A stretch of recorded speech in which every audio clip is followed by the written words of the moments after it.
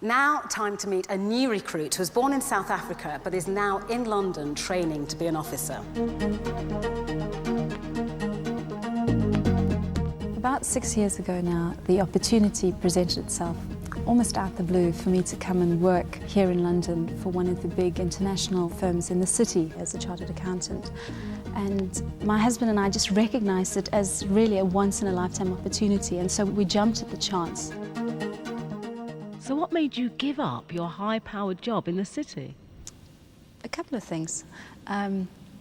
For a while, I've had this restlessness, the sense of enjoying my life, but knowing that, you know, there had to be more.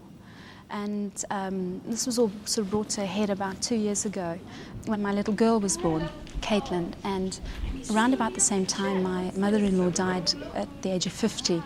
And both those events sort of forced me to really take stock of my life, and I realized life is very precious and yet very fragile.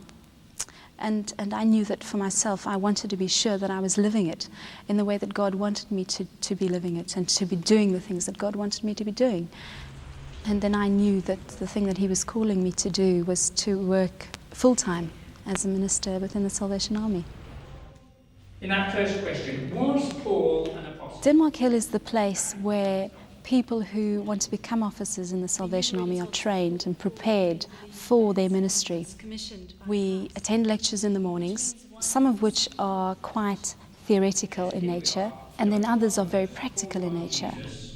Pastoral care, how to really listen to people, how to talk to people, how to stand on a platform and preach, those sorts of things. I loved the idea that as a commanding officer of a church, I would get the opportunity to not just teach about God's love, but also reach out to the people that I'd be sent to care for, as well as the community, as a pastor, as a carer. Do you have any regrets? I have no regrets, even for a second. I could live the next 30 years of my life as a chartered accountant and achieve success in the way that this world judges success.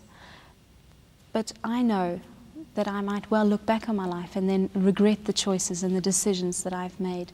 And I hate that thought. With this decision, I know that I'm doing what God wants me to do with my life. And I can have no regret, I will have no regrets.